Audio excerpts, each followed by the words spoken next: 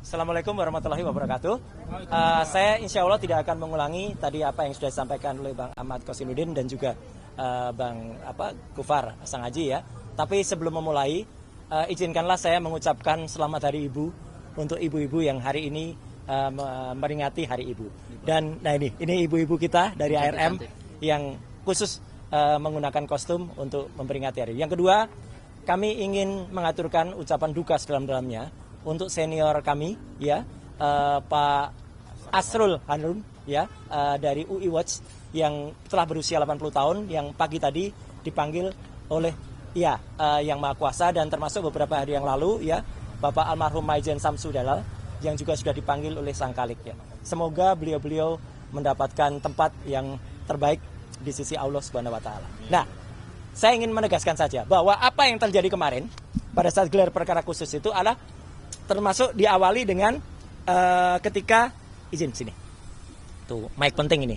Nah, termasuk ketika kami juga menyerahkan ya hasil research yang sudah diterima langsung ya oleh Pak Direskrim ya Pak Iman Imanuddin, yaitu kenapa kami melakukan analisis ijazah yang 99,9% palsu ya. Dan saat itu juga saya terangkan, jadi kami itu ya, saya, Dr. Rismon, Dr. Tifa itu mempresentasikan, dan pada saat presentasi tidak ada sanggahan apapun ya. Jadi detail banget soal mulai dari kausa prima, kemudian sampai dengan ketika kami melakukan analisis kebohongan terhadap Andi Aswan yang dia hanya menggunakan postingan Dian Sandi, sampai dengan UGM yang ternyata hasilnya adalah logonya dirusak oleh Aswan, siapa namanya, si Andi Aswan ya, ketika itu sebenarnya diposting oleh Dian Sandi. Ini sudah diterima langsung waktu itu oleh Pak Direskrim Pak Iman Imanuddin. Izin titip. Nah, apa yang tadi disampaikan untuk sama-sama teman-teman semua itu membayangkan di dalam, inilah map hardcover yang waktu itu ada. Jadi artinya map ini keras dan ini sama sekali tidak keluar dari plastiknya. Ini ketika orang namanya Wahyudi, ini adiknya Iriana, waktu itu menyerahkan kepada Mabes Polri. Kondisinya seperti ini. Bahkan yang aneh sebenarnya, kalau saya perhatikan, di map ini noktah atau kotoran yang ada di sebelah kiri ini tidak terlalu nampak. Kemarin tampak sekali. Saya jadi berpikir, apakah ini barang yang sama? Jangan-jangan ada barang yang lain. Jangan-jangan, sekali lagi. Karena di sini sama sekali nggak ada watermark. Sama sekali nggak ada emboss. Kenapa? Karena waktu itu kita belum mempermasalahkan watermark, belum mempermasalahkan emboss. Jadi jangan-jangan ada modifikasi lagi yang dilakukan terhadap ijazah yang ada di sini. Kenapa? Karena watermark dan embossnya itu tipis sekali. Dan itu hanya secara grafis, secara visual, tidak bisa kami raba. Ya, karena itu sangat mungkin. Kenapa tipis? Karena kalau tebal nanti menimpa semuanya lagi. Nah, nanti saya jelaskan. Kenapa saya bisa melakukan analisis ini? Izin, Pak. Saya terangkannya, mohon maaf sekali lagi, jelek-jelek gini. 30 tahun yang lalu saya adalah juara nasional lomba fotografi. Juara nasional loh, juara 1. Ya, lomba fotografi nasional Piala Parpostel. Pada saat tahun yang sama saya juara 1 lomba perkebunan, foto perkebunan. Dan juara 2 lomba Iptek Piala Pak Habibie waktu itu. Ya, dan saya juga orang yang tidak hanya berkutat di dunia fotografi motret. Saya adalah orang sejak SD. Sekali lagi, sejak SD, sejak tahun 78, saya sudah mencetak foto di kamar gelap sendiri di rumah saya di Pakualaman. Jadi saya mengerti betul apa itu fixer, developer, kemudian pengembang dan lain sebagainya. Jadi foto itu bisa kita cetak sendiri, tapi kemudian hasilnya pun tergantung kualitas bahan kimianya. Saya menulis tulisan panjang di beberapa media bahwa kalau prosesnya tidak benar, maka foto itu usianya kurang dari 10 tahun itu sudah ada tanda-tanda dia menghilang gambarnya atau bluish atau blur ya. Dan itulah yang terjadi, izin, pada ijazah ini. Yang kemarin kita lihat seperti ini. Fotonya sangat jelas, sangat tajam. Sekali lagi saya pastikan, 99% tidak mungkin foto ini dibuat 40 tahun yang lalu. Cetakan ini dibuat 40 tahun yang lalu. Kalau cetakannya dibuat kira-kira baru sekitar 10-15 tahun yang lalu mungkin. Karena sangat kontras, maaf Mbak. Sangat kontras. Tidak mungkin foto sangat kontras ini. Apalagi dulu di Jogja hanya ada beberapa studio foto profesional yang saya sebutkan dalam tulisan panjang saya. Ada Star, ada Huasin, ada Likong, ada Arta Duta, Joni Hendarta, Heri Gunawan dan sebagainya.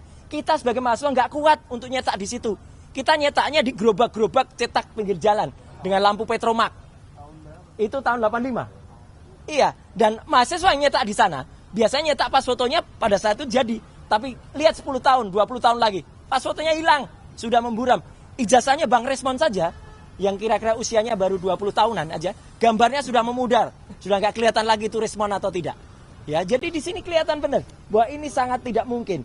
Dan apa yang tadi dikatakan kelihatan emboss dan juga watermark, itu hanya secara grafis. Watermark itu, kalau dia ijazah benar, dia sangat tajam seperti ini, maaf. Nah, ini ijazah benar ini. Watermarknya nampak betul. Embossnya pun juga nampak betul dan bisa diraba. Bagaimana kita bisa meraba kemarin ya? Ijazah itu ada dalam stop map dan ada plastiknya. Sekali lagi tidak bisa dikeluarkan atau tidak boleh dikeluarkan. Kalau dikeluarkan kita bisa intip. Ketebalannya kira-kira berapa itu kita bisa intip karena harusnya tebal, tidak setipis itu. Itu ya teman-teman. Dan kemarin izin. Ada yang aneh. Bagaimana bisa Polda Metro memastikan dua ijazah ini identik. Ini dari versi Mabes Polri pada tanggal 22 Mei. Ini pada tanggal kemarin di Polda Metro. Coba lihat, mana yang identik? Ini dikatakan identik. Yang satu saja sudah jelas, satu terlipat. Hitam putih. Dan proporsif. Kalau ini malah logonya proporsif. Segi 5. Kalau ini logonya pating pletrot. Ya, artinya logonya tidak benar karena ini hasil ditarik-tarik. Jadi itu jelas ya, secara teknis saya tetap mengatakan, dan itu langsung saya seperti Bang Rostam. Ketika lihat itu, saya langsung lihat 99,9% palsu. Ya, tetap satu sangat kontras, kedua watermark tidak bisa kelihatan ya secara jelas ya. Ada tipis-tipis tapi itu kayaknya hasil reprinting ulang. Kemudian emboss sama sekali nggak bisa dirasakan. Emboss itu harus dirasakan. Dan yang paling penting juga, ini bagian yang kedua. Ada kebohongan yang kemudian kemarin tampak. Kalau Polda Metro telah mengatakan bahwa bentuk fisik kertas ini telah disita pada tanggal 23 Juli 2025. Setidaknya ada beberapa kebohongan. Kebohongan pertama dilakukan oleh orang namanya Judi Ari. Ya, gitu. Saya mengatakan bukan Budi Ari, Judi Ari. Ya, gitu. Pada tanggal 24 Oktober bersama dengan Freddy Damanik. Yang itu mengatakan kalau ijazahnya asli. Budi Ari mengatakan begitu. Damanik juga mengatakan, bahkan menyebut nama saya. Kalau soal ijazah tanya Roy Suryo aja lah. Gitu. Dia mengatakan itu di depan sumber. Dan dia mengatakan asli. Dan kemarin berusaha berbohong di salah satu TV swasta. Freddy Damanik mengatakan, saya mengatakan scan. Saya putar langsung rekamannya. Ini. Tapi kemudian Mbak Elvira waktu itu tidak menunjukkan karena yang diputar adalah TV lain. Ya, tidak diputar di TV itu. Tapi artinya apa? Dia tidak mengatakan scan, dia mengatakan ijazahnya asli. Itu kebohongan pertama, dilakukan oleh Budi Ari dan Freddy Damanik. Kebohongan kedua, dilakukan oleh namanya Andi Aswan pada tanggal 19 dan 25 November. Yang telah mengakibatkan kerugian material pada seseorang, namanya adalah Michael Sinaga. Wah, itu orangnya. Dia sudah melaporkan dan sukses, teman-teman. Ya, harap diingat. Andi Aswan sudah timbul LP karena mengakibatkan kerugian material pada seseorang yang harus hadir di acara itu, tertarik hadir dia karena disebutkan ijazah asli scan. Ternyata palsu, bukan scan. Dan kerugian dan kebohongan ketiga dilakukan oleh siapa? Joko Widodo sendiri. Pada tanggal 9 Desember ada sebuah wawancara khusus yang disiarkan oleh TV. Nah, ini. Ya. Ya, enggak usah disebut TV-nya ya, gitu. Dia mengatakan di rekaman itu ketika diwawancara oleh Mbak Friska Clarissa, ya, dia mengatakan, ijazahnya saya pegang kok. Gimana ijazah bisa dipegang? Semenjak 23 Juli sudah disita Polda Metro Jaya. Dan dia mengatakan ijazah sudah dipegang itu pada wawancara khusus eksklusif yang baru ditayangkan tanggal 9 Desember. Jadi setidaknya ada tiga pihak yang melakukan kebohongan pada tanggal 24 Oktober, pada tanggal 19 dan 25 November, dan pada tanggal 9 Desember. Ketika itu diputuskan. Jadi sekali lagi teman-teman semua, saya bisa pastikan sekali lagi, 99,9% ijazah yang kemarin disampaikan pada gelar perkara khusus itu adalah palsu. Dan nggak apa-apa kalau tadi rekan Kosinudin sedikit slip of tongue, biasa ya. Namanya wakil rektor UGM saja, slip of tongue mengatakan Joko Widodo sukses telah lulus dari Fakultas Kedokteran. Ya, Mas Kosinudin tadi mengatakan ini ijazahnya Joshua. Ya tipis lah antara ijazah dengan jenazah, ya gitu. Ya kan sama-sama azah, Kita juga punya lawyer namanya Azam. Nah, itu ya.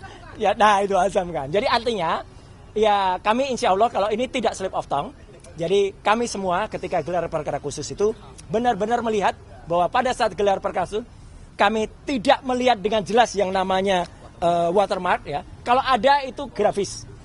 Emboss tidak bisa emboss itu harus diraba. Bagaimana kami bisa memegang, meraba, itu tidak dikeluarkan. Dan kalau ada tangan, seseorang yang katanya kami bisa meraba, menembus.